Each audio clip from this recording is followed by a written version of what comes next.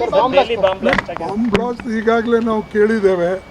ನಿಷ್ಪಕ್ಷಪಾತ ನಿರ್ಣಯ ಆಗಬೇಕು ಮತ್ತು ಎನ್ಕ್ವೈರಿ ಆಗಬೇಕು. ಎನ್ಕ್ವೈರಿಯಲ್ಲಿ ಏನು ಬರ್ತದೋ ಅದರ ಮೇಲೆ ಸರ್ಕಾರ ಕಠಿಣವಾದಂಥ ಶಿಕ್ಷೆ ಕೊಡಬೇಕು ಸಂಬಂಧಪಟ್ಟವರಿಗೆ. ಇದು ಯಾರ ಮೇಲೂ ಕೂಡ ಅಂದರೆ ಯಾರಿಗೂ ಕೂಡ ಇದು ತೋರಿಸ್ತಕ್ಕಂಥದ್ದಿಲ್ಲ. ಅಂದರೆ ದಾಕ್ಷಿಣ್ಯ ಯಾರು ತಪ್ಪು ಮಾಡಿದಾರೋ ಅವ್ರಿಗೆ ಶಿಕ್ಷೆ ಕೊಡ್ತಕ್ಕಂಥದ್ದು ಆಗಬೇಕು. ಬೇರೆಯವರು ಕೂಡ ನಾಳೆ ಭಯಪಡಬೇಕು, ಇಂಥ ಕೆಲಸ ನಾವು ಮಾಡಬಾರ್ದು ಅಂಥೇಳಿ ಅದು ಒಂದು ಇದು ಆಗಬೇಕು.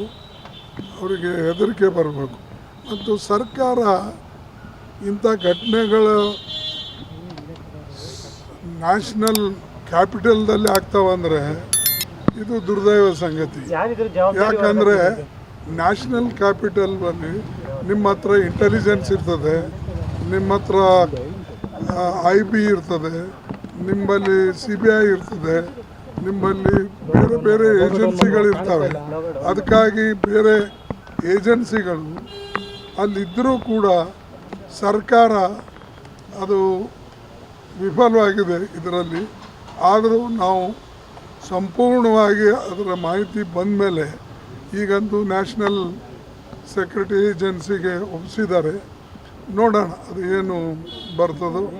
ಬಂದ ಮೇಲೆ ಮುಂದೆ 1ನೇ ತಾರೀಕು ಪಾರ್ಲಿಮೆಂಟ್ ಪ್ರಾರಂಭ ಆಗ್ತದೆ, ಡಿಸೆಂಬರ್. ಆಮೇಲೆ ನೋಡೋಣ.